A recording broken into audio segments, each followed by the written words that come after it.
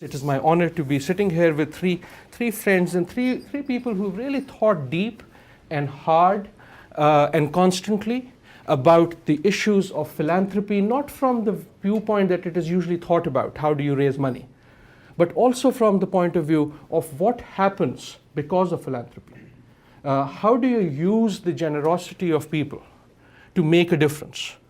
Because ultimately, that's really the measure, or should be the measure, of philanthropy. When we talk about philanthropy, and this is really the motivation behind this seminar, when we talk about philanthropy, very often we talk about how much money was raised, how much was given by whom to whom. I talk about it that way. We all talk about it that way.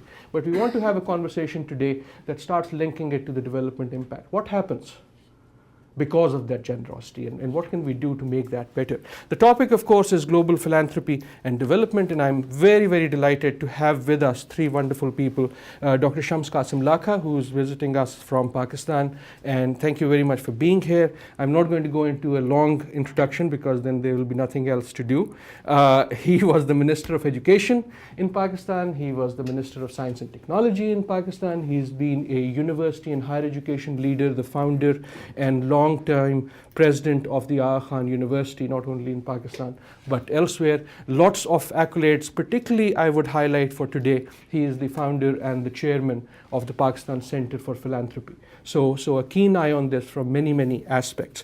We have Paula Johnson, who has studied global philanthropy longer and deeper than just about anyone else I know, has written more about it than anyone else I know. She's the vice president of the Philanthropy Initiative here in Boston, and is also heads their global philanthropy work. And finally, my colleague and my friend, John Hammock, professor at the Fletcher School of Law and Diplomacy, a visiting fellow right here at the Pardee Center, fellow at the Oxford Poverty and Human Capabilities Initiative, and the former executive director of both Oxfam and Axiom. Is that right? So again, lots of experiences, lots of ideas. Wonderful to have you here. Thank you very much. What we will do is we'll start maybe with about 10 minutes or so of opening remarks from the three of you, and then have a conversation ourselves and open it up to our audience and take that question of philanthropy and development right where it needs to go. Lakha?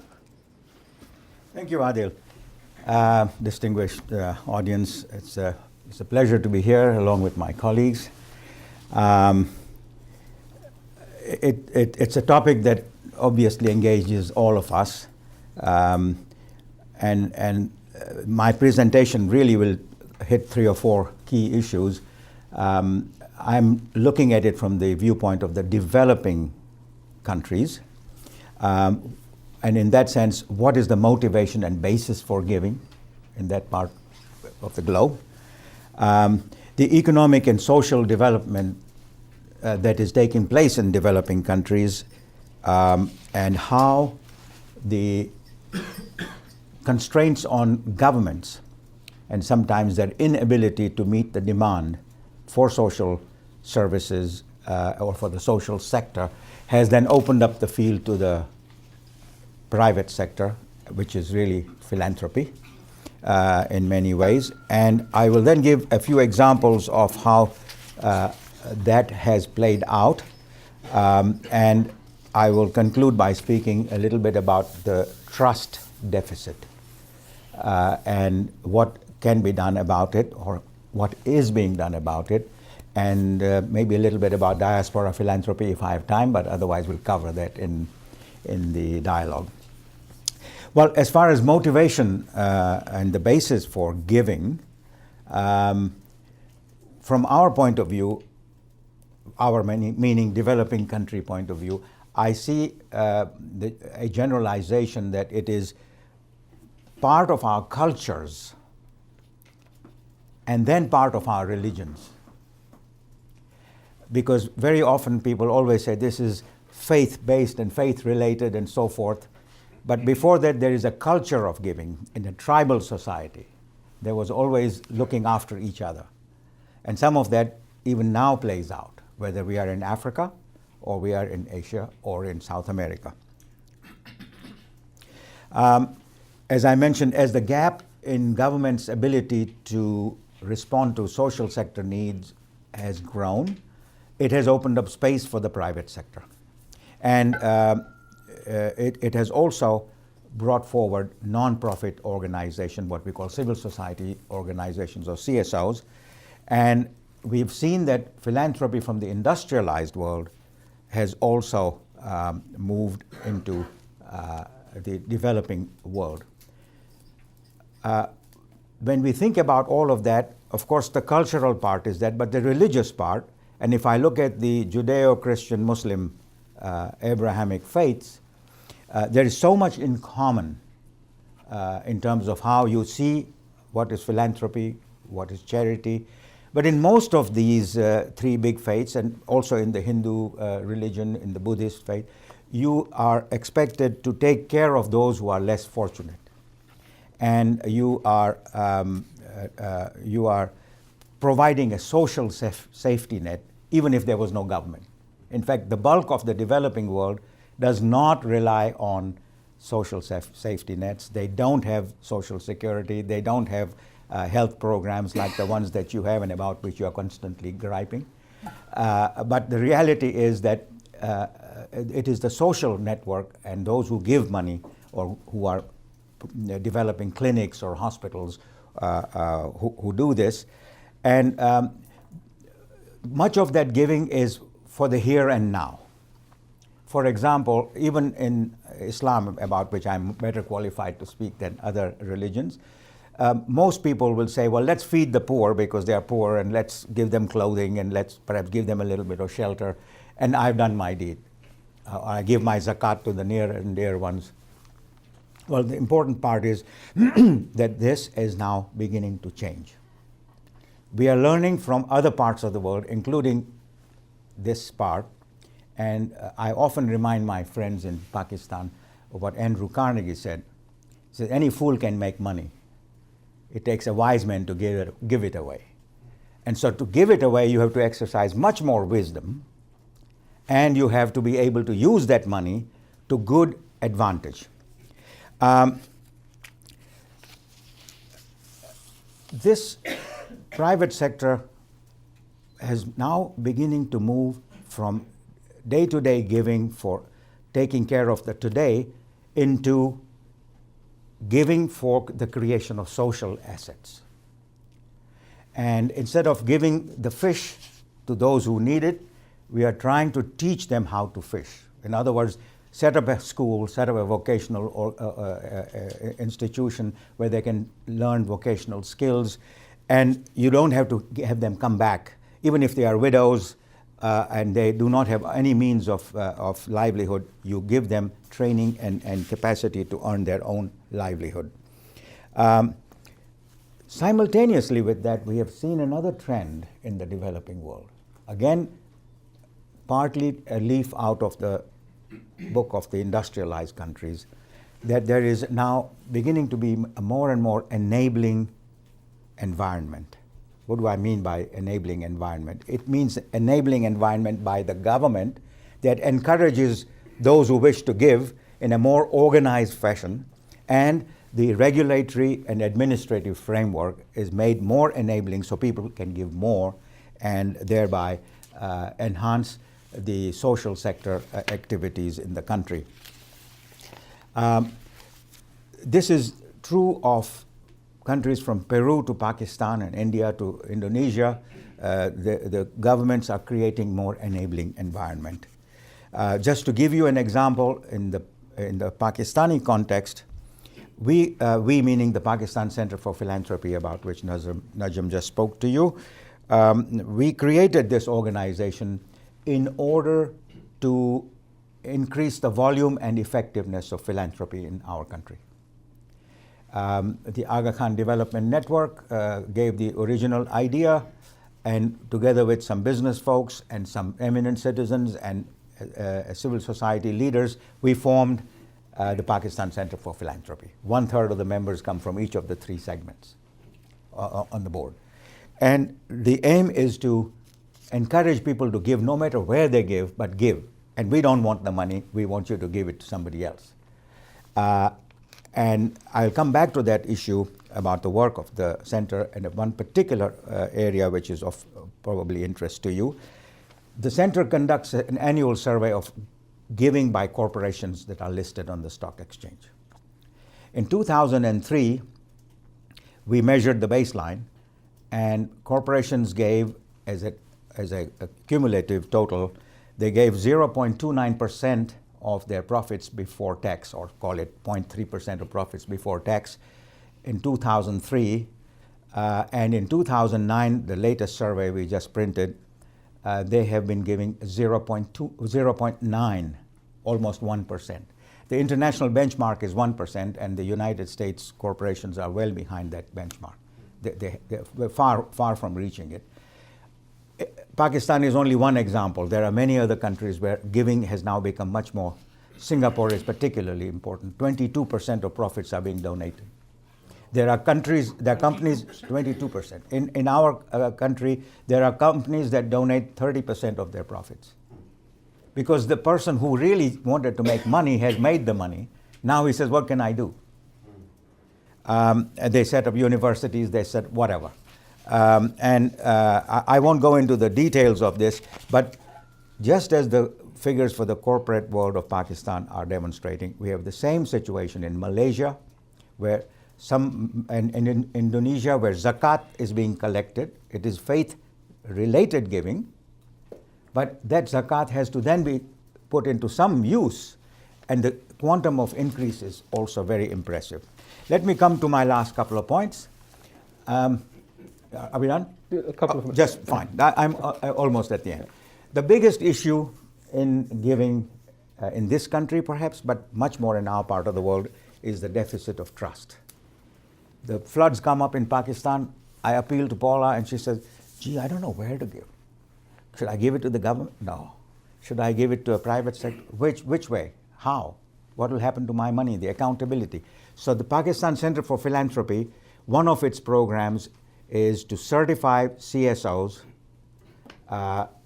in different 80-odd parameters and say, this institution is proper financially, management-wise, governance-wise, its programmatic impact, and so on. And then they receive a certificate which automatically entitles them to get tax concessions from the government. They don't have to file another form and get everything done. Because we and the government are working together so that they rely on what we have to deliver. So this trust, a deficit of trust, is going to be an important part as we talk about philanthropy in the developing world, and I'll stop at that point. Thank you. Thank you very much, Lakha sir, for raising a lot of issues, and particularly this issue that we really do want to talk about. When we think of philanthropy, we think of rich person going to poor person, and that immediately translates in our head to rich country, poor country. There is, in fact, a lot of philanthropy happening within developing countries, as you point out. And Paula, you've been looking at that as well as looking at north to south transfers. What are the big trends you see? So I'm going to echo a lot of what you said, but first I just want to say that I think the Pakistani Center for Philanthropy really has set a new standard in centers for philanthropy. There are many of them around the world, probably over 100, but yours is in my mind one of the most effective. And coming from you, I'm very it's an honor to be here with you, and an honor and pleasure to be here with all of you, and very much look forward to the conversation following our comments. Just by way of background, TPI recently conducted a survey of philanthropic professionals around the world on philanthropic trends and practices in different countries. And we've just published a study on this survey, and we had responses from 25 countries as well as one that covered 8 countries in the Arab region. So it's a fairly good sample.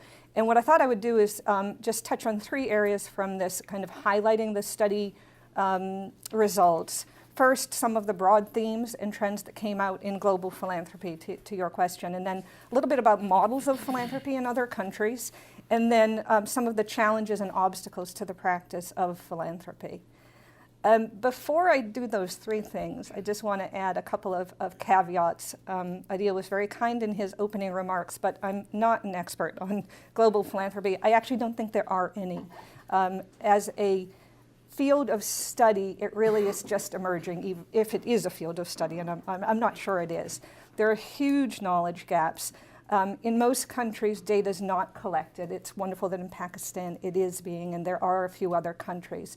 But in the vast majority of countries around the world, there is no centralized data, and what is centralized isn't made public.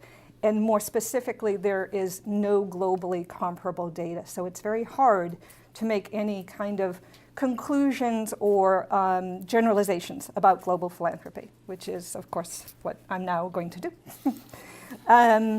First, in terms of global trends, I think the first important thing to remember is philanthropic diversity around the world.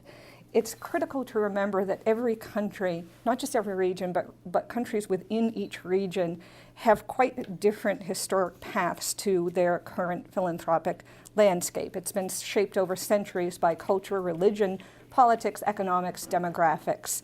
And in many countries, it's also been shaped, and I think you alluded to this, by private foundations in the United States and other countries and official development aid. So examples of this, for instance, is that there was a tremendous push to establish community foundations around the world. And there are now 700 of them outside of the United States, very much promoted by the Ford Foundation, the Mott Foundation, and some other private foundations. Similarly, overseas development aid has influenced both philanthropy and the nonprofit sector quite significantly in some countries. And I think these kind of historic pathways are important, not just because of our analysis of current philanthropy and what it can do in terms of development and other issues, but also it opens opportunity trying to strengthen philanthropy and its role in development and other issues, to think about those traditions. And you mentioned, for instance, the zakat. There's a real opportunity to build on traditional models of giving in countries in ways that are more strategic. Just if you can say a word about zakat for anyone who may not know what it is. So it's the zakat is zakat is obligatory giving by Muslims under their tenets. One of the tenets of their religion is obligatory giving, and generally among the Sunnis and the Shias, both parties give. For example, the Sunnis give 2.5% of their total wealth, annual total wealth as opposed to as opposed to income, or a percentage of the income.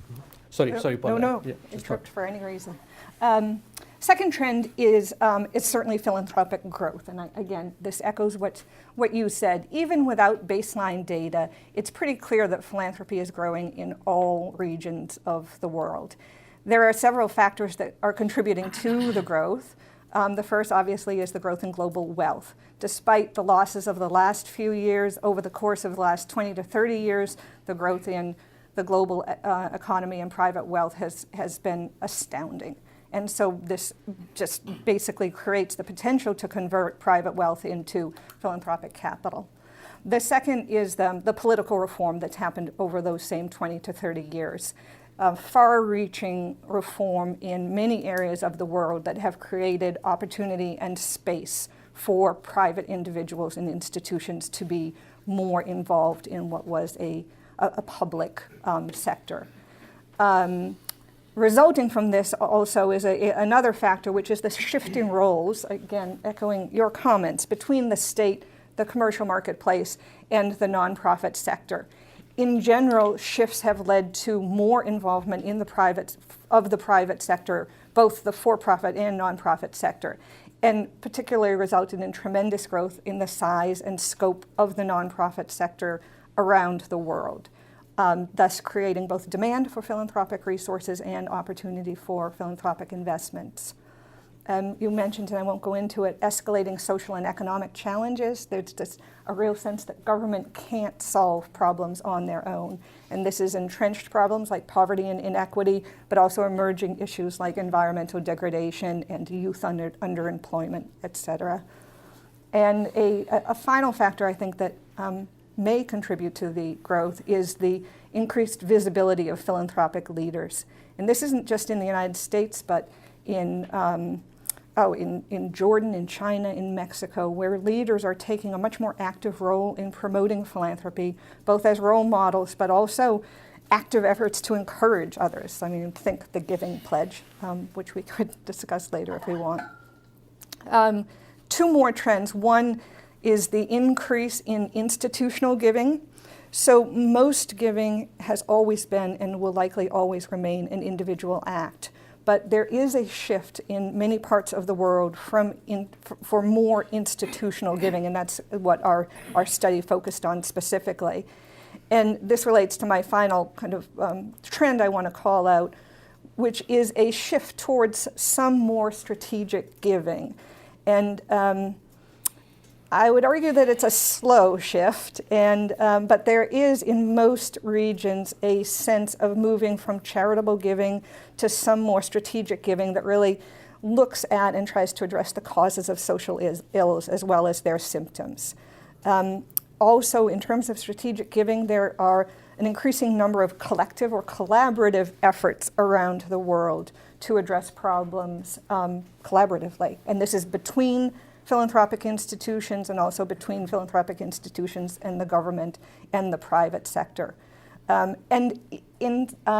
Interestingly, in ways that we don't, people often turn to the United States for kind of their philanthropic examples, but what also is happening in the rest of the world is that there are practices that we don't have here that we can very much learn from, and one of them are other forms of collaboration that don't often happen. So by way of example, in Brazil, the toy manufacturers in Brazil have started a collective foundation. It's called the Brink Foundation, and it addresses human rights. So rather than each corporation addressing their issues alone, they're doing it collectively in a very powerful way.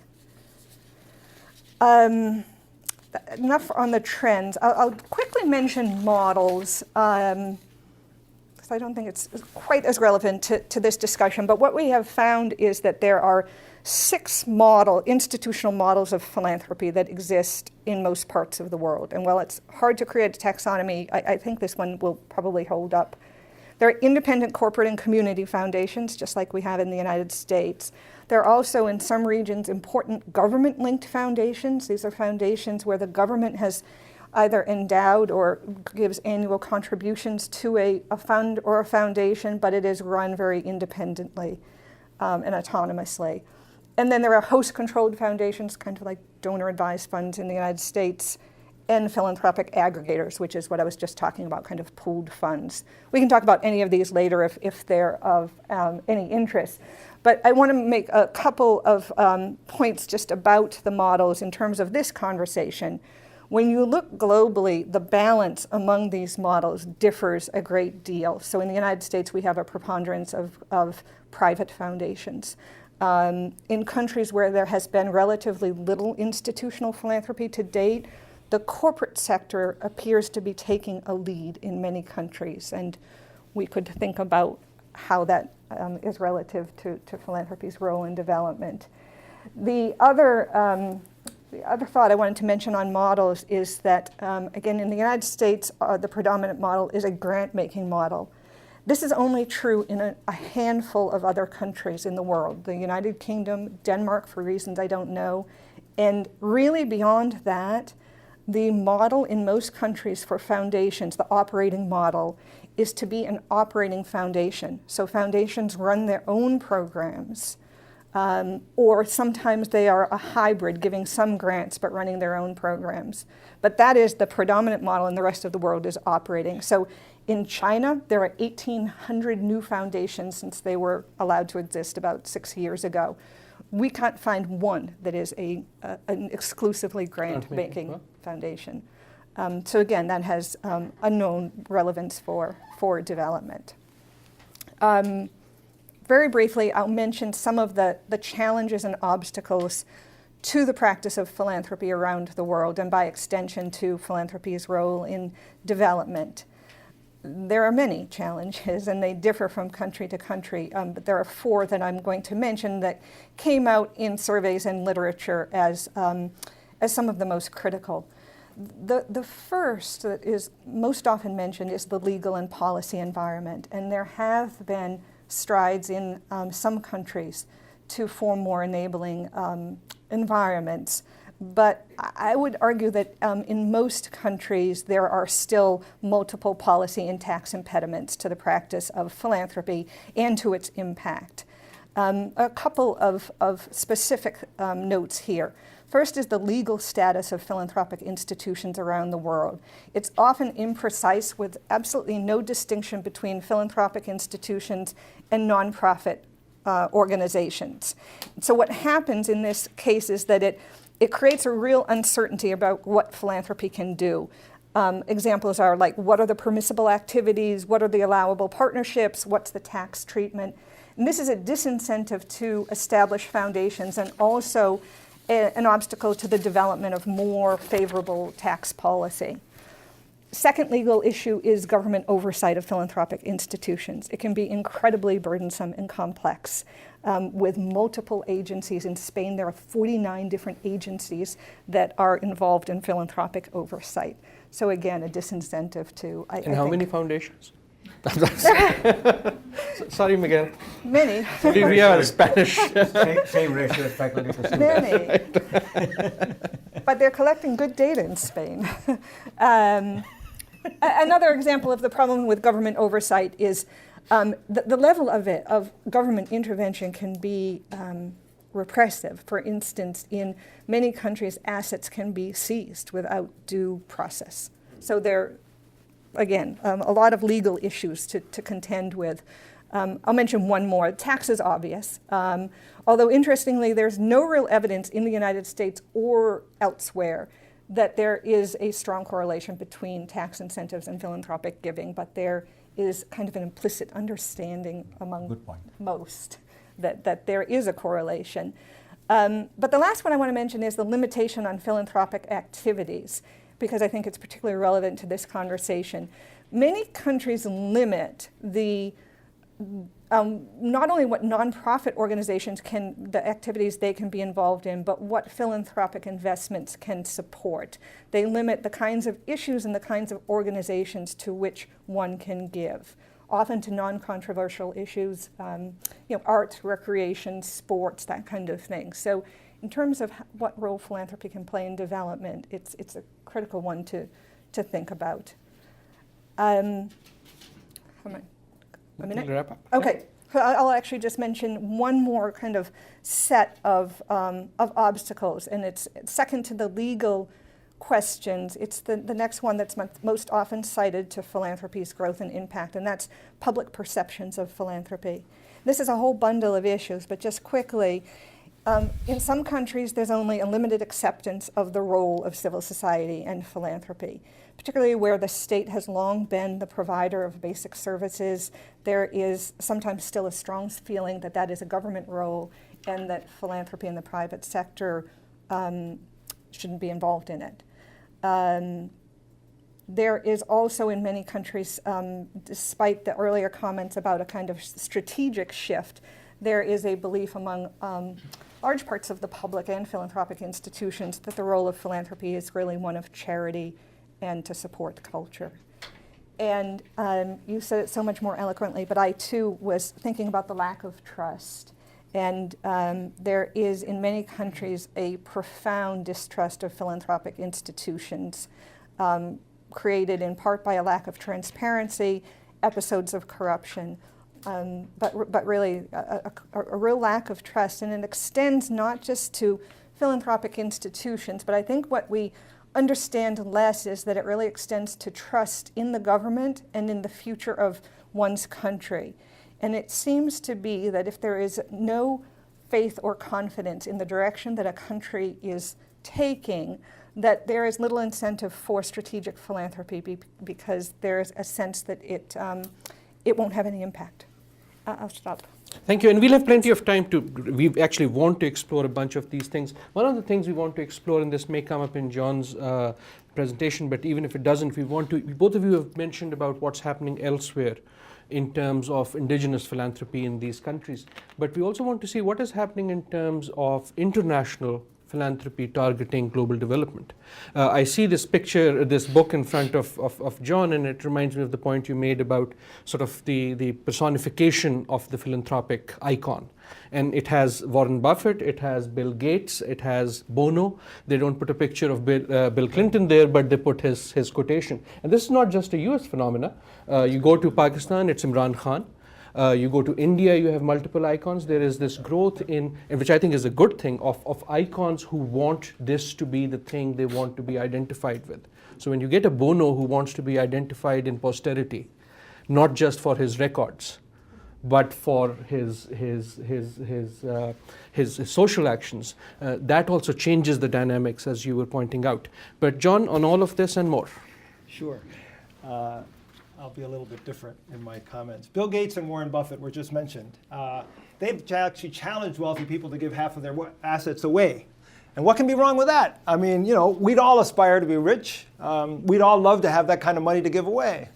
But we have to look at what's happened in the world in the last 10 or 20 years. There are more billionaires and millionaires in the world today than ever in the history of the world. Why? Because of free market capitalism, taxes, etc. If you look at just, for example, from 2002 to 2007, in this country, 65% of all wealth in this country was to 1% of the population. 25 hedge fund managers last year earned $1 billion each. So there's lots of money out there to be philanthropic. But the question is, what's wrong with that picture? I'm not even going to deal with the equity issues involved and the whole problems of politics and equity, because that's not today's discussion, even though it raises all sorts of discussions of the rich getting richer and the poor getting poorer, by the way, which is now very well in the recent Economist and The Atlantic, they both have articles on this, because it's now public perception and there will be a rising tide. That was the big theme at Davos this week. And there's going to be a lot of people that are going to be upset about the rich getting so rich that there's a problem. However, let's also keep it in perspective. Last year, the rich gave away $217 billion. That's a lot of change. And yet, it's only 1/10 of what the US government spent on on health, education, and pensions last year. So private philanthropy, even when it's billions of dollars, does not take the place of government. I mention that also because that's not today, but there is a link between the role of private philanthropy and government, particularly when we get into into the less developed world. Now, what issues does this raise for us? Who are these philanthropists of the recent past? They're unlike in the past. These guys are corporate types. Overseas, by the way, took off much sooner than the US in terms of philanthropy, in terms of these billionaires. But the issue is, what do they want? When they give money to philanthropy, they're not just interested in giving money to philanthropy. They're actually interested in what are the results of that philanthropy. They are private sector market people who are interested in driving a certain kind of development overseas. So it has tremendous impact on the kind of development that's taking. They want metrics. The biggest issue right now in all foundations is, what are the metrics? What is the impact? And these metrics have to be, of course, in numbers. Those of us, and is that good or bad, and why? One of the issues for people like me, who've been working in the area of development, is that development is not just about numbers.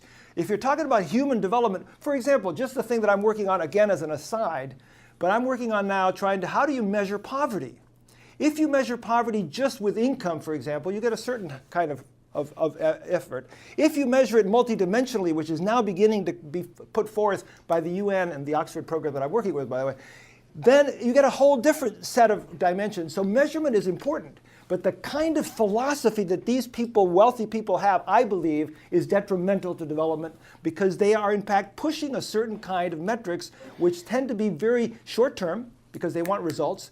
They tend to be very specifically related to a topic like getting rid of one health issue, one health problem. And that's fantastic, but that's not development.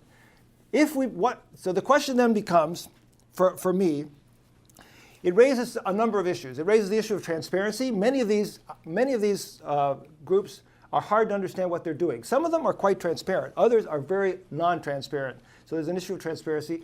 Another big issue is accountability. Who gave Bill Gates or any big corporate leader the right to decide that this is where we're going to put all our money?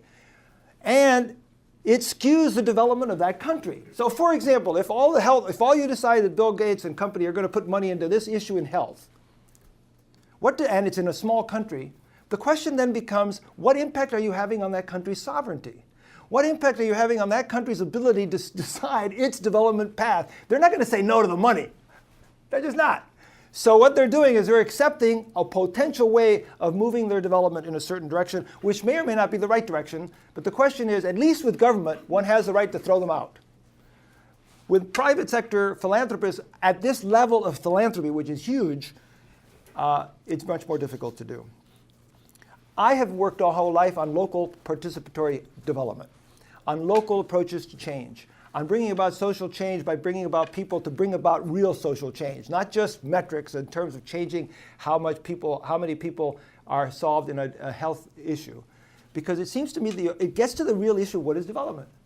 And what is development for me is sort of social change that allows poor people to be involved, not just in part of the economy, but also to build their capabilities to be involved in their whole society. So I think it raises issues of development is not a technical issue. Google, there was just an article in New York Times, I don't know if anybody saw it, on Google's philanthropy, basically saying that they tried to do, when they started off, they were going to change poverty, they were going to solve the world. What ended up happening was that the engineers got a hold of it, and now they're doing engineering projects. Why? Because they're measurable, they're clear, they're succinct, and they're not having a major impact on the world. Changing the world, which this is the book says, by the way, that they're going to change the world by giving money, they're not going to change the world by giving money. They might be able to, I would challenge the wealthy people. Clearly, we want them to give 50% of their assets. I also hope they should pay the taxes because at the end of the day, governments are the holder of the public good. Private sector is not. And you have to have a strong government as well as a strong private sector, because if not, I believe you have a tremendous imbalance in equity and who is the holder of the public good. And it seems to me that what needs to happen is there needs to be a rethinking on the part of philanthropists that philanthropy, yes, has to be controlled locally. It cannot be controlled by international donors, just like the development game should not be controlled by the Oxfams of the world. It should be controlled by local people who tell the Oxfams of the world what they want and what to do. But that's a radical shift that's actually moving in the wrong, at least in this country. There's a lot of talking about some of this, but it's not moving in that direction. The big companies, the big nonprofits have gotten a lot bigger, and they're big business now. And I think the whole system needs to really be challenged, because it really is perpetuating a system of an economic system as well as a development system, which I think at the end of the day doesn't work. And I've been part of it. And I would challenge those who are giving money to that the key is really not to not give money. You have to give money, it's great. But to really look at ways in which you can bring about social change. And the ways to bring about social change are messy. They're difficult. They get you involved in politics because you haven't, I don't think there's been change in any country without that kind of effort. And that gets difficult to do. Now let me just say one footnote because I think we do want to discuss one other issue and then I'm done. I have studied philanthropy given by the diaspora, particularly in Central America. And I just want to say one comment on that, because I think we might want to discuss diaspora. I think it's fantastic when Latinos in this country get together and they give money to Latinos in their own country. There are a lot of issues that are involved with that philanthropy too, but the one major issue that I see, and I've seen it in Central America a few years ago, and you see it today in a number of countries, is unfortunately the people who migrate out, they migrate out. And oftentimes are not really in tune as well as they can be with what's going on locally. And so the issue becomes one of what war are they fighting and what war are they giving money to? Are they giving money to something in the past or are they still giving something to the future? And I think sometimes they're stuck in old wars and they perpetuate old relationships and wars that fuel them to go on a lot longer than if they weren't there perpetuating it with their money. And so I would again challenge philanthropists in this country who are tied to a diaspora that it's difficult to do. And some of the comments you guys were making were really important in terms of having local control, having local capability to be able to say which way this funding should go, and not have people in our country, for example, dictating the way that philanthropy is going to be spent in the countries overseas. That should get us started. I'm concerned. I'm very concerned about not just the nature of private sector philanthropy at this moment, but also the nature of the big nonprofit internationals that are working in development overseas. Thank you, John. We have lots of stuff here, and we want to open it up and see where this discussion goes. I wanted to give a chance to all three of you if you want to comment on anyone else. I should note this point that you made about diaspora philanthropy. I've done some work on it myself, done a book on this. We recently had a conference here at the center on the impact that immigrants have on their home countries. So how does Adil Najam moving to Boston change Pakistan? And one of the things we talked about was exactly this, that Adil Najam brings with him frozen memories. And this assumption that wherever he came from is frozen in whatever time he came from. And we've seen this in Sri Lanka, we've seen this in Latin America, we've seen this in South Asia, so an important point. But I do want to challenge you on one thing and then open it up between you. Challenge me at least on one thing. I'll start with one. I mean, the points you make are right, and I sympathize with them, but wouldn't they be equally true about international assistance, equally true about NGOs, equally true about everyone, that we should do development better?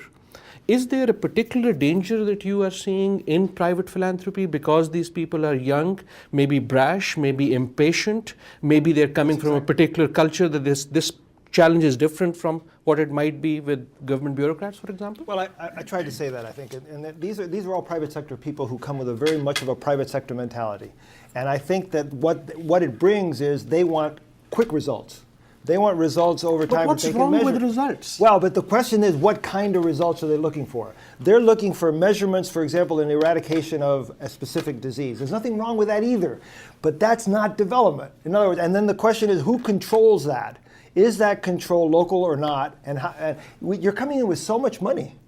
To be honest, the balance. But to be honest, these are not issues that are new. They're just new in the magnitude because there's so many rich people in this country, right? Not just this country, but overseas too. The size of the purse matters. Lakha Sahib, Paul. It's a good problem to have. When you have plenty of money and you don't know how to spend it, and if somebody is trying to spend it on this or that or in this fashion or that you fashion, can educate them. Yes. Secondly, the sad part is that very few entities or countries or institutions in this world really know how to do international development, especially in the developing countries. I don't think they know it in their own country. Look at the inner cities of this country. Absolutely true. So let's not talk about Bangladesh or Cambodia or wherever. In that context, people are very wary of governments and the current models, whether it's a USAID model or Oxfam model or whoever model. There is a nervousness about the outcomes of these current models. So if I'm Bill Gates and I say, well, heck, I don't trust these guys, or they don't know the answer. I may trust them, but they don't know the answer. Let me try my own. So I'm not necessarily against the point that you're making. I think you're making an extremely important point about sovereignty. But I'll give you one idea that has worked, at least in my experience. And it is the methodology used by the Aga Khan Development Network. I'll give you an example of several rural support programs in Africa and Asia that they have established. The first thing they do is they go to the communities. And what is not the regional government, but they go to the village level and said, we want to help you. What is it that you want? And the fellow will say, well, look, I don't have a road to market, or my water channel is not working. I don't have a water source. Can I draw, let's say in the mountain areas, a channel of water from the glacier? That's all I need. Then as soon as that water is available, the next thing they will say, this year our need is not water, it's fertilizers or vaccination for our livestock and so forth. The bottom line is consult with the community, the point that you made, but that very seldom happens because we have the wisdom already. Why do you need to consult anybody? Amen, yeah. And it's amazing how much, at least we have found out in the work that we do with the communities, it is unbelievable that the people out there at the grassroots level, they know the answers. We should have the humility to sit down with them and listen to them and follow some of their thoughts. And I wish there were more Gates or whoever doing this level of work. Paul, any quick questions? Reactions? 1,000%, I agree with what you just said. I think it's worth mentioning, though, also that that international philanthropy, although all of the public attention goes to the kind of the big guys and the large investments, there's quite a range in it, and it goes to this point of kind of what we might call participatory philanthropy, and especially through new technology, there are efforts like Global Giving and Kiva, where there is an attempt, at least, to get participation from people in other countries, and you know, I think it's still a small phenomenon, but one that's kind of worth thinking about in terms of. That's an important point. Let me open up and see if we have questions. We'll have a mic here. It won't do anything to the sound, but your question will be recorded. We'll take a few questions. As we do this, I think this last point is an extremely important one. It's sexy to think of Bill Gates and Warren Buffett. It's sexy, and Warren Buffett don't usually. But in the philanthropy world it is. But the fact is, a lot of the numbers are really coming in very small packets. We found that in our diaspora study on Pakistan, that it's very small packets going to very small individuals. And making a big difference. And making a big difference in keeping the safety net there. I should also add, we are live tweeting this event. And I know Bill Gates is on Twitter and maybe listening. That'd be great. If he is. If there's nothing better to do. Say something interesting. We have our Twitter address here. We live tweet many of our events. Yes, madam. Oh, I'm sorry. This is an informational question, but I'm curious that you say there's been this huge increase in giving in Pakistan. Individual giving. Is that because there's a greater and greater disparity of wealth within the country, so that you have more people who are extremely wealthy and more people who are extremely poor? And secondly, does this phenomena occur in developing countries where people are giving a lot of money in lieu of taxes, where the government is not being supported by a strong tax structure? Can we take just a couple more and then come back, Steve and please say who you are for those who don't know. Steve Woodell, I'm with Networking Action. I was very struck by Paula's comment that the distinction between operating foundations and grant-making foundations, and my mind immediately exploded into all types of ramifications, but I'm sure you've thought about this a lot more, and wondering if you could just speak a little bit about what the implications are. I'd be we'll come back. Rob Hollister, Tufts University. I'd love to hear more of positive models that address some of the concerns that you all laid out. And you've started to give some of those, but I'd be particularly interested in, are there some examples that impress you or that look promising for major Western source of global philanthropy combined with some real progress in the directions of local control and strategic giving? Let's take those three. Anyone on any point? To the last question about positive models, I'll mention one about local control, because I think this really is a big issue, and it's a difficult one to solve. I mean, whose control? Do you want the government to control it? Yeah. Are you so I'll leave that question aside. But Liberia is the one country that has established at a presidential level an office of philanthropy, and they would not use the word control, but it is a coordination mechanism geared mostly towards international philanthropy, but also towards the promotion of local philanthropy. But to encourage the kind of dialogue that we're talking about between nonprofits and philanthropists, and to help international philanthropists identify good investment opportunities in Liberia. And there are pros and cons. It's actually being evaluated right now. But there is a question of how do you want the government to be a gatekeeper? What role should it play? So that's one example. And I would just repeat, I think some of the small scale but promising examples of things like Global Giving, Kiva, other pooled kinds of hometown associations that are pooling money to give back to their countries. So I think there are some good models. Sorry. No, go ahead and to respond to your question about taxes and giving, the relationship, I think Paula mentioned that there is not enough evidence, or it's not compelling evidence, I don't know what word you use. That may well be the case. On the other hand, my impression is that those who give from their corporations, the corporate giving is much more related to the percentage of giving you are allowed under your law.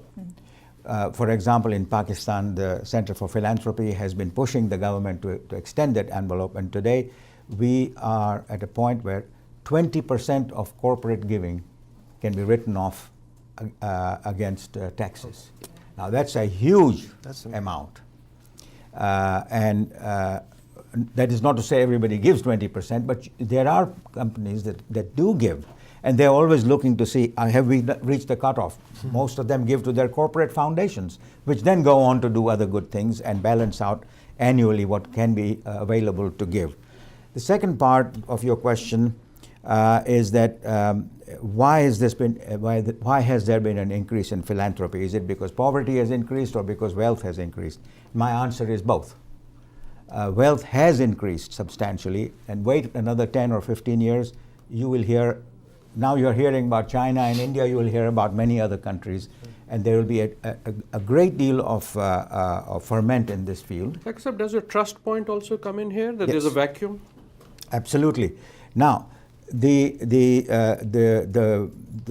wealthy people also are very nervous about giving to, and you asked the question, you raised the point that there are very few grant-making foundations, even in China.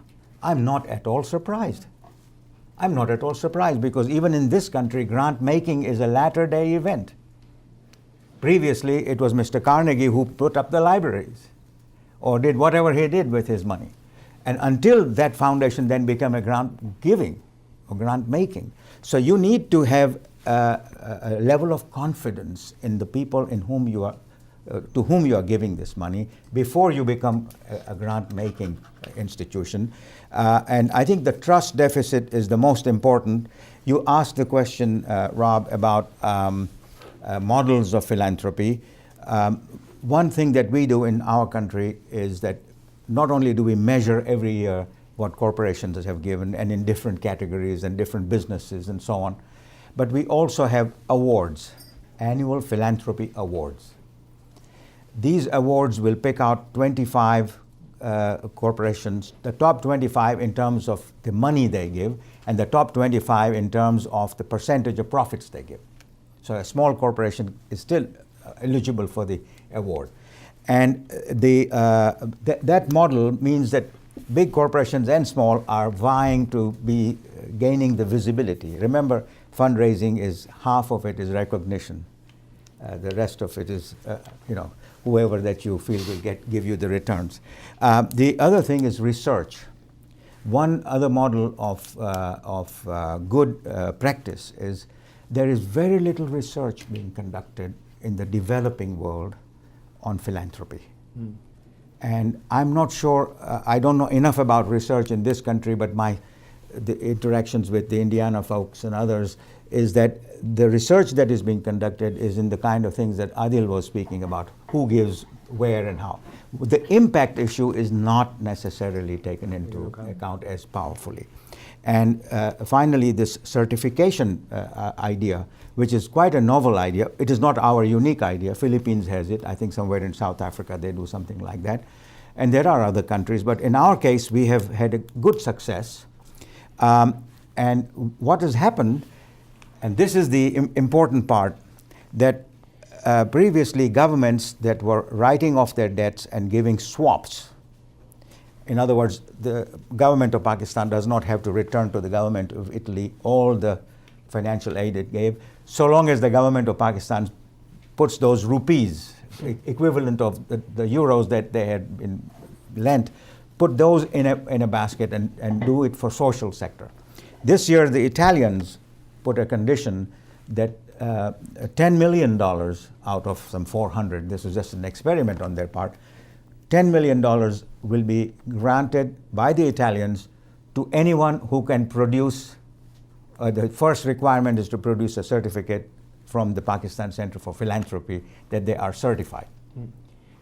All of a sudden, people started taking note of this certification. The FAO has, the Food and Agriculture Organization of the UN has done the same, and UNESCO did the same. So it is beginning to have, the role model that you're asking for, it's beginning to have some impact. One comment on the other question? Because one of the interesting things that I'm going to answer from a slightly different point of view, but one of the questions is, what is the role of an international nonprofit as opposed to a local one? And one of the real problems that international nonprofits are having is that they also are operational. When you get a World Vision or an Oxfam and others that are trying to be operational in these countries, I think that's a model of the past. Yes. And I think that model has to end. Unfortunately, they're still getting amazing amounts of money to be operational.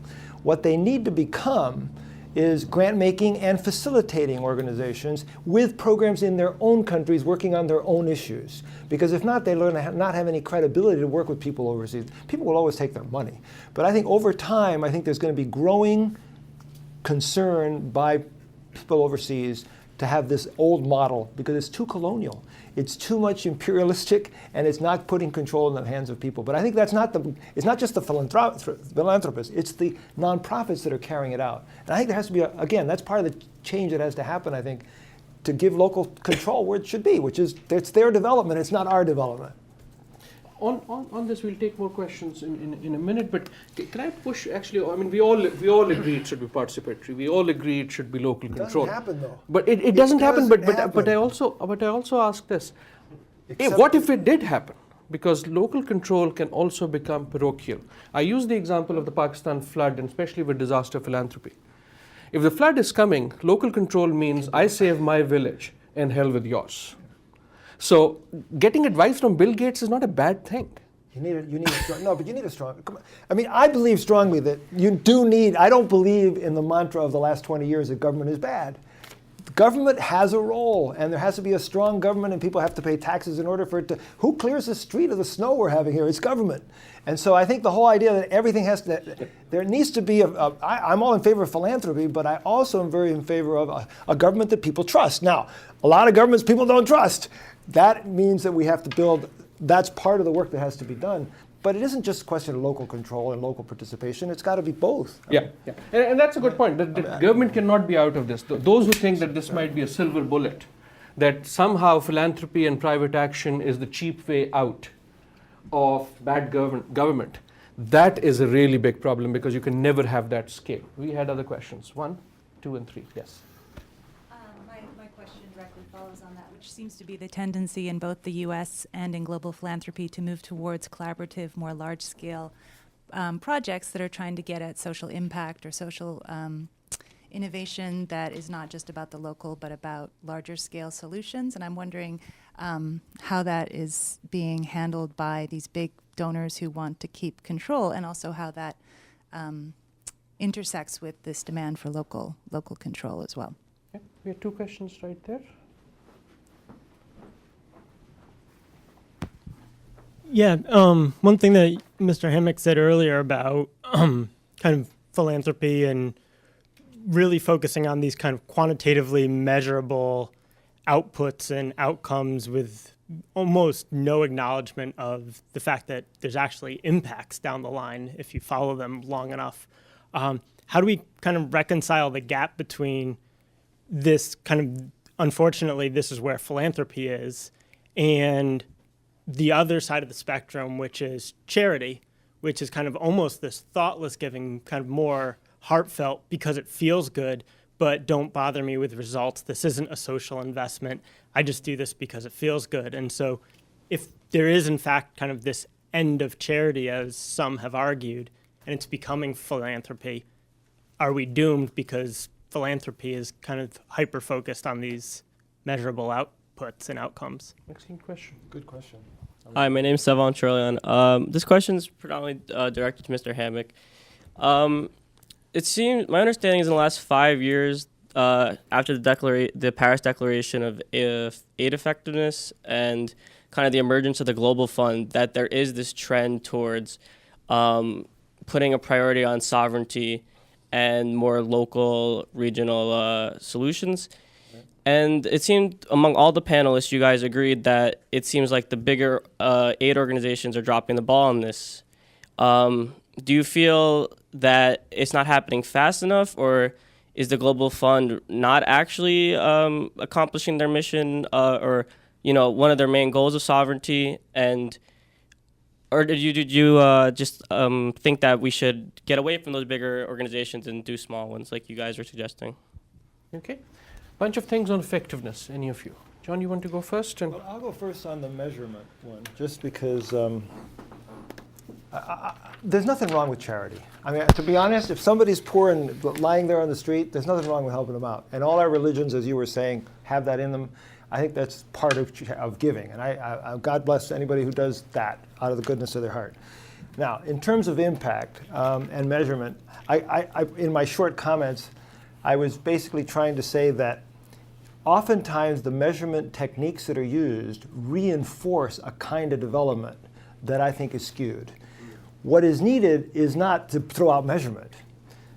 So for example, impact measurement done out of MIT is actually quite good, but it's also quite limited because it's so expensive to do that you can't do it all the time.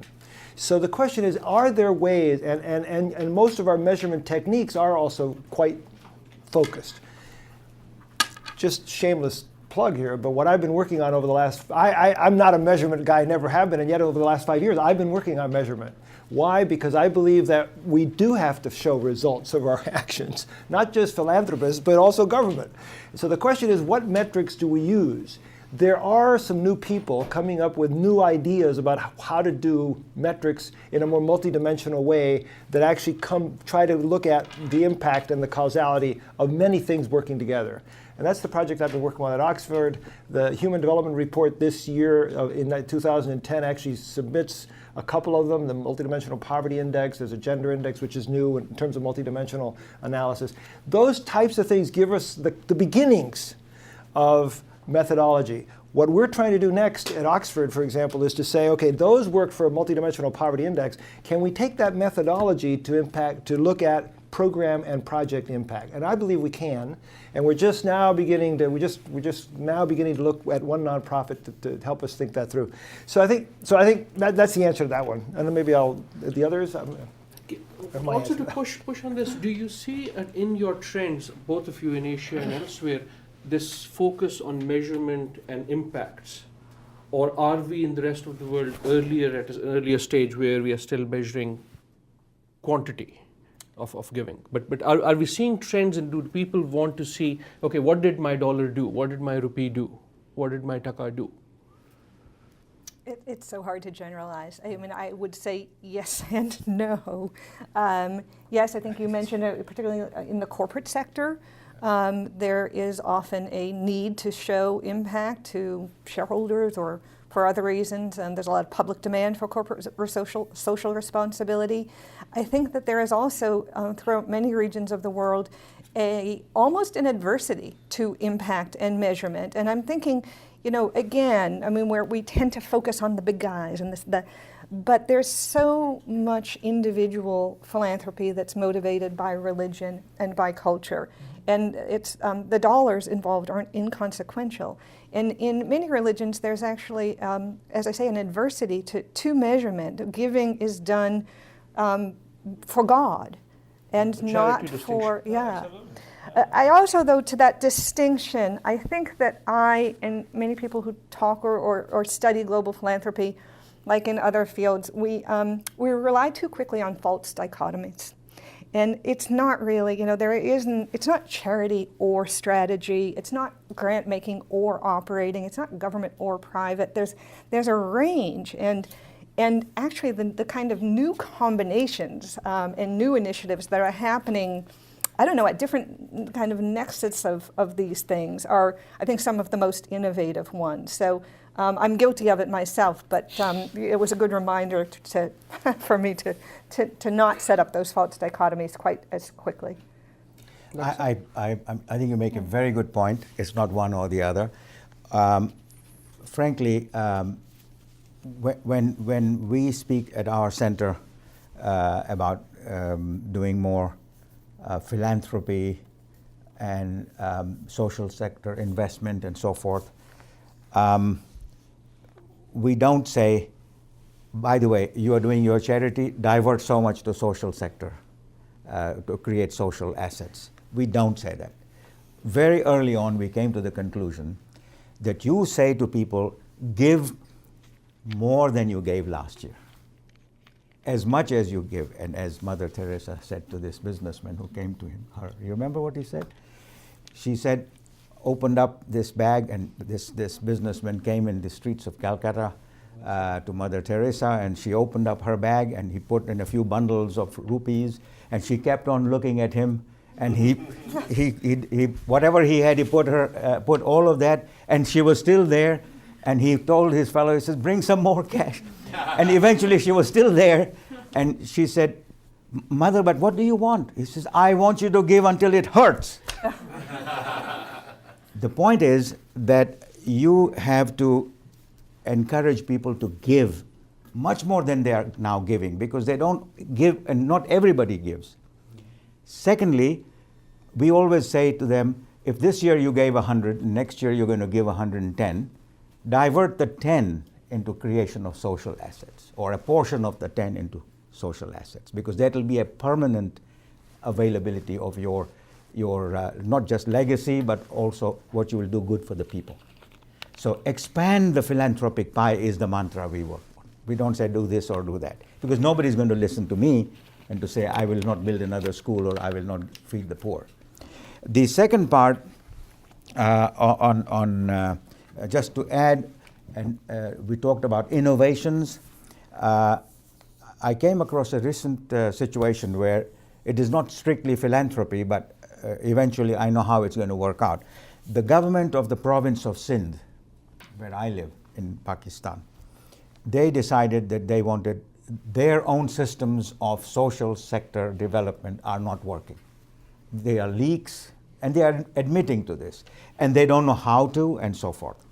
So they said, we're going to create a community development program. It was not a foundation, but it was a program of the government, because they want to try it out, and in which there was a public-private partnership. And they brought several of us from the private sector. I was requested to be the chair, and there were some judges, some business people, some professors and others who joined us, along with the government officials. The government put in a bunch of money at our disposals and said, you distribute this. And if the results are good, we'll give you double the money next year. And that's what they're now about ready to do. My objective is that I will, if it is good, because we sit down and we evaluate all the people who apply, and it's an open advertisement and people apply. We evaluate the third-party evaluations. There are impact issues coming up. And so we will then encourage philanthropists to also think about either setting up a fund like that or contribute to this fund, and we will do the, help them to do things with their money. So there are interesting models that are developing, because governments are not able to deliver also. One other comment just on the other question, that I do believe that for there to be change worldwide, you're going to see more and more international linkages of philanthropists, nonprofits on global issues. I mean, because I think some of these issues that we're facing are not local. They are global. And I think you mentioned that. And I think one of the things that groups in this country can do with groups is to form those linkages for global work on global issues, because that has to happen also. Because if not, some of these issues are just worldwide. And as this elite becomes a worldwide, I mean, we're moving in that direction anyway. I mean, I think it's happening.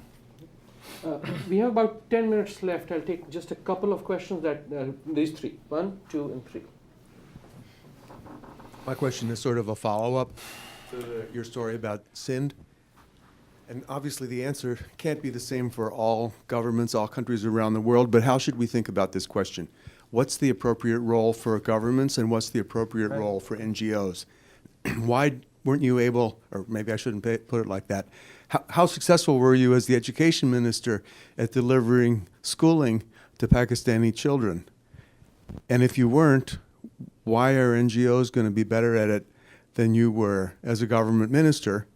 And take another example, Haiti, which has received lots of money from NGOs, lots of promises from governments, huge amounts of promises from governments. It doesn't seem to have a functioning government. Should the NGOs or the UN or somebody take over so that people are actually doing something in Haiti to rebuild the country and remove the rubble? To take the other extreme, should the NGOs actually become a government? Should Paul Farmer become the de facto prime minister of Haiti? Isn't he already? Of health, of health anyway. Paul is great. Paul is great. That's a good question. A very good one. It sounds like two questions, but are related. But they're somewhat related. My name is Scott Pecor from the Center for Global Health and Development at BU. One is the influence of groups like I think it's called Charity Navigator.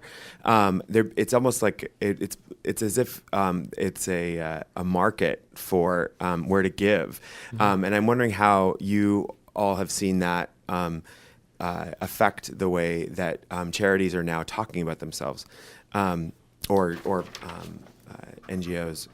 And the other is part of the conversation around philanthropy right now is as if it's a new thing, and particularly in the Islamic world, Waqf have existed for centuries, where many of the hospitals in the and public health foundations all over the world, and also within Confucianism and Taoism, there are many ways of formalizing giving that wouldn't necessarily be called philanthropy, and I think. I'm wondering where that part of the conversation is when in the conversation, particularly around international development. And even celebrity giving is not new. Last question right there at the back. Miguel. Hi, Miguel from the Pardee Center. I have two questions, one very technical for Paula. If you have to say, it's on taxes, if you had to say what percentage of global philanthropy is avoided taxes, how much would you say? And if you had to say avoided seizure, like perceived, like if I don't give it away, it'll take it away from me, what would that number be? So it's I couldn't even guess. Or if you had the to, data's just not there, and I wouldn't. Would you say it's like in the? But why would it matter? Because it matters for the fundamental idea that it's basically undermining the role of government. So if you have philanthropy redirecting money that otherwise would be government money for their own incentives, for their own purposes, then you're redefining the public good, as John said. So if global philanthropy, 50% of it is avoided taxes, then we have a problem. If 5% of it is avoided taxes, it's not really a problem. It's additional money coming into the cost. So that's when the question comes from. And related to this is the role of philanthropy undermining the government. And I'll just put the example in the global level, since it's global philanthropy.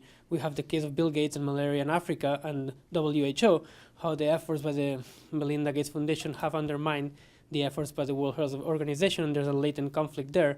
And if I was a government in a country, I would be very concerned about big money coming in and deciding what to do. So I would like to hear some more discussion on that, but that's also the other question. So all of them in some ways about this conflict between government and so what's the right balance? I should just a small editorial note your very excellent point about rating agencies and Navigator, and immediately it made me think of credit rating agencies and how much we depended on them until a couple of years back. But on that happy note, anyone? You want to do the credit rating?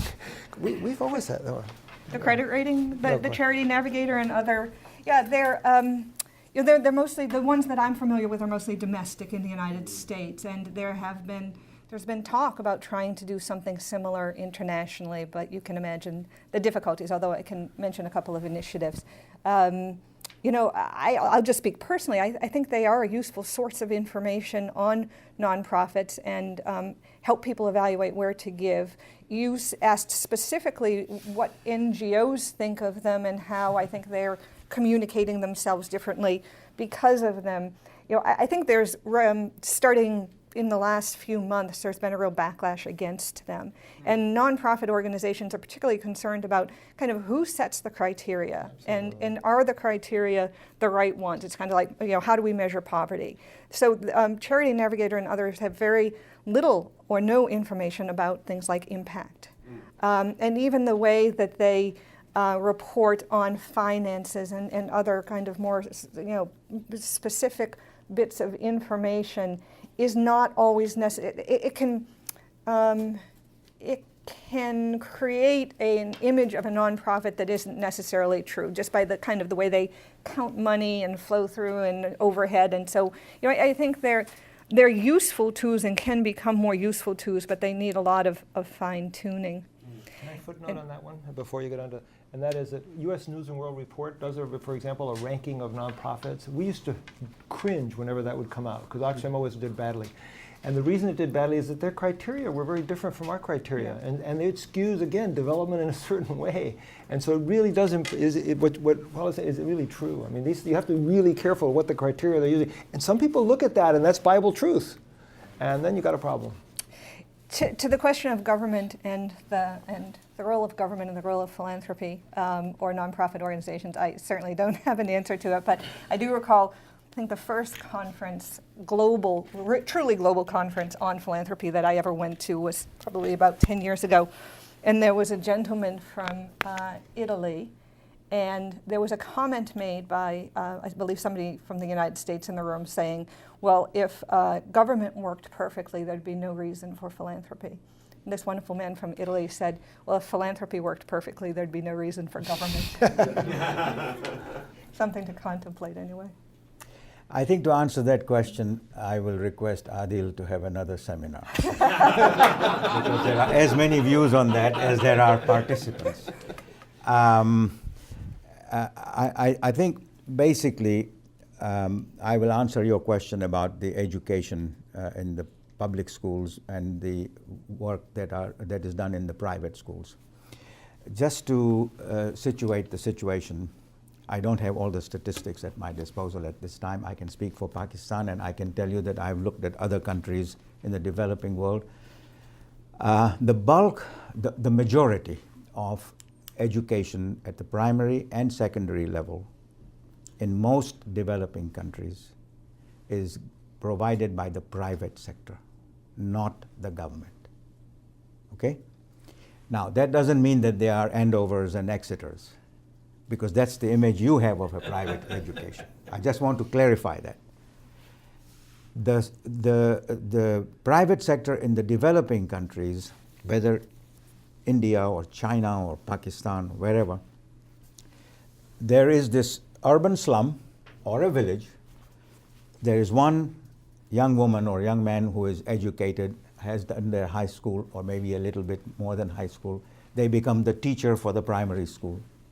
And in one room or multiple rooms, one teacher supported by 2 or 3 others, funded by that local community in that one street, is providing education. They charge a low fee. Why low fee? Somebody donated the room or 2 rooms or 3 rooms or gave the land and the community built the school. They pay this person much less than what the government pays a teacher. Not because they are squeezing them out, but that person has nowhere to travel. They just come out of their house, turn 2 blocks left, and they are at the school. They come home to have lunch. They don't have to have school lunches and so on. And all the kids do the same.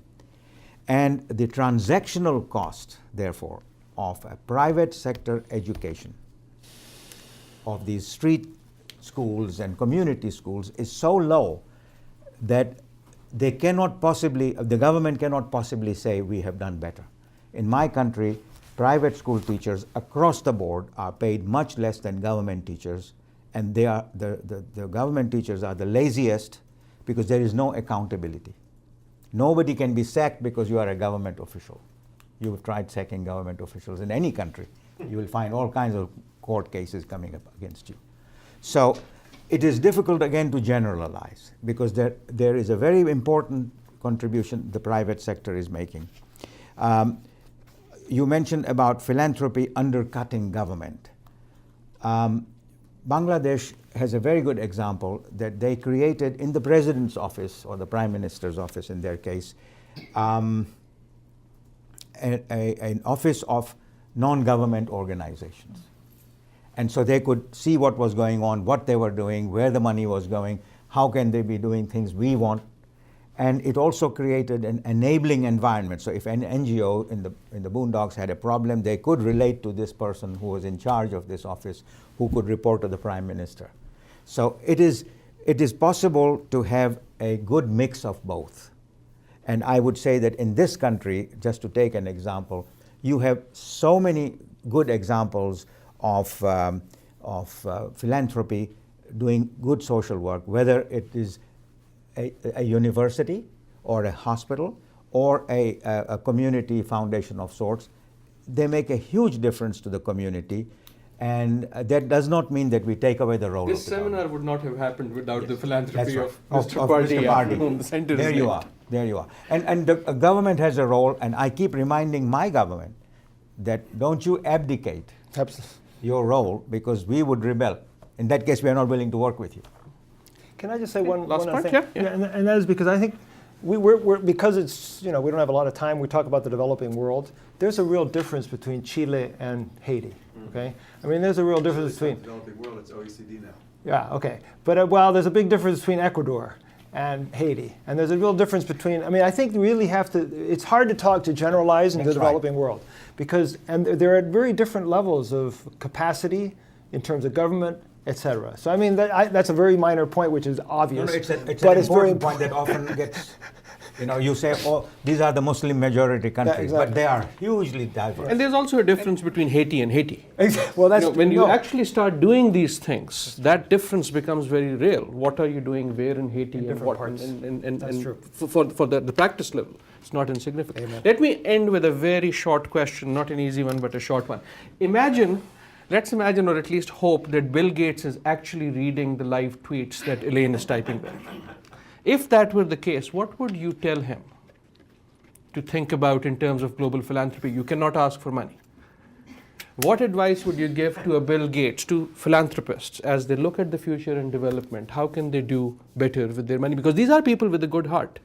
They're not going out there to destroy development, certainly. What should they do? I'll start to give my colleagues more, because I already answered it. So I will answer, let them have some time to think.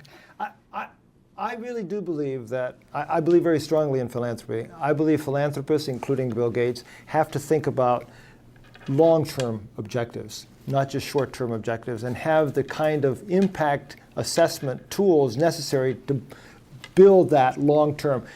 Knowing that development is messy and that development requires a holistic approach and not just a one-intervention approach.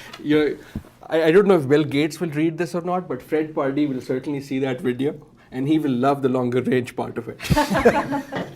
Right, Fred? Thank you. I didn't even think about that, but you're right. Paula. Maybe not to Bill Gates, but to generally to international philanthropists. I guess I would echo what came up very often at the beginning of the conversation, and that is the local participation, and that we really need to find, I wouldn't use the word local control. I'm not sure philanthropy or ODA will ever be controlled at the the individual, the nonprofit level, but we certainly need to have more voice and to find both technological and just practical solutions for getting that voice to philanthropy. Lakha, last word. Well, in addition to the long-term perspective, which I think is critical, and one of the reasons why this country is having such a difficult time is that think from quarter to quarter.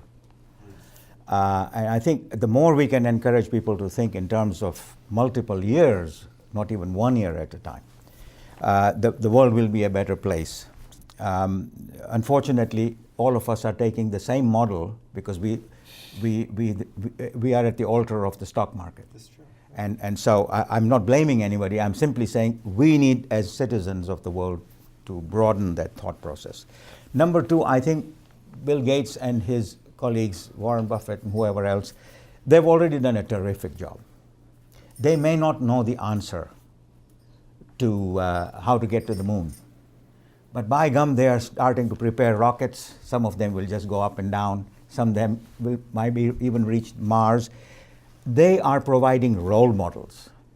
And for Warren Buffett and Gates to say, hey, I've put in half my money, you put in half your money, and commit to that. I think that's a huge, we should not underestimate the value of that role model. Number three, human development, and I think Adil or one of you mentioned this, it is not a question of just doing one vaccination or one dimension of health or education. Human development is a multi-dimensional activity.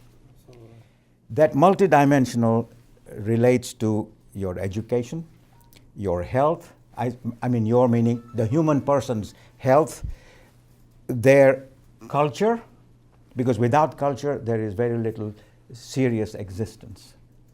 Because you can be educated and you can be the best scientist and you may have lots of money, but you do not know how to treat your fellow human beings or value that which your society has created. Culture, and I would say settlement, human shelter and settlement, those are the dimensions that create self-respect. And I would say that get into those areas looking at multidimensional factors that affect human development and measure not just how many kids were saved because their vaccination or whatever did it, but also how many mothers and fathers you made happy. Even if they lost a child, then they had the opportunity to be consoled. I mean, you're never going to stop all deaths. But in the end, how the society functions to console each other and to hold each other morally, that's also very important. Thank you. Thank you very much, all three of you, for a wonderful